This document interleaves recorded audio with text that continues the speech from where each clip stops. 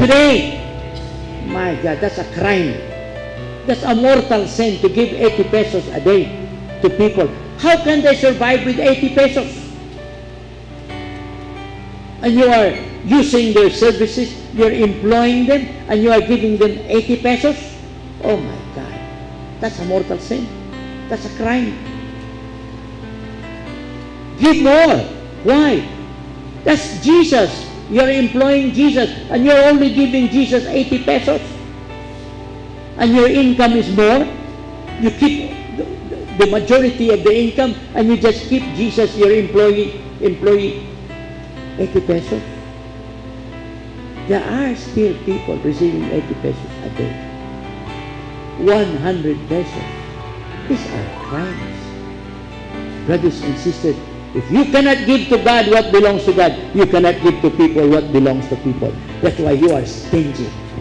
You have a hard time giving to people what belongs to them. Their salary belongs to them.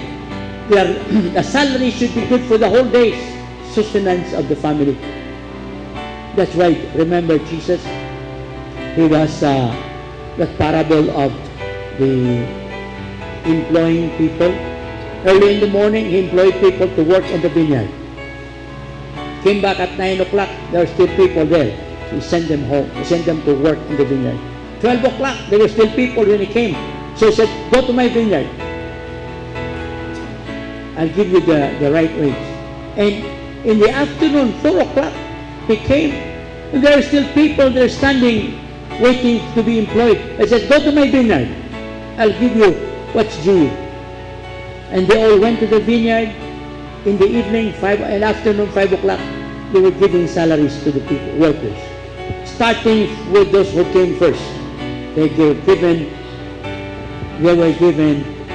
350 pesos. 1 denarius. They were given 350 pesos. Why? Because that's what's needed to keep the family alive, decent, more or less. So, 350 pesos.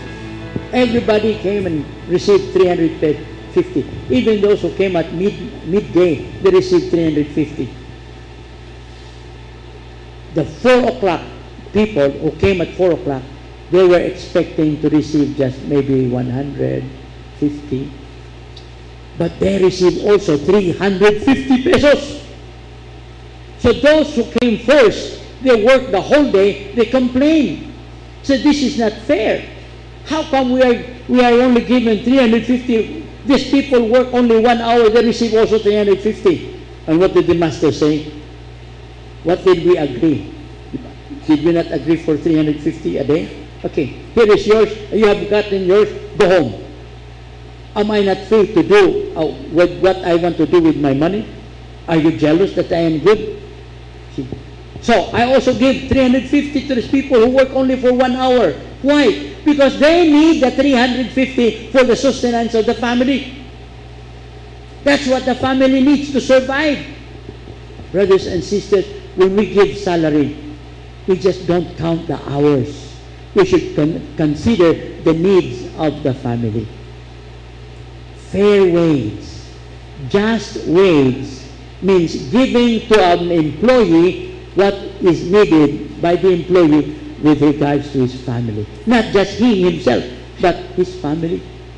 So, but if you are not generous to God, you cannot be generous to people. If you are a robber to God, you are a robber also to people. So you don't give salaries and you don't give increases. How many people have been working for so many years? No increase. Is that fair? Prices are increasing. Prices are increasing. Bigas, wala na, mahal. Pipila ng mga tao.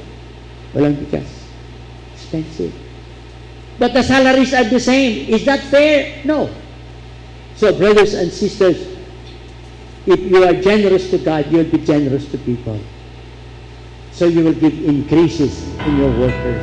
Then they deserve those. That is Jesus. You are employing Jesus.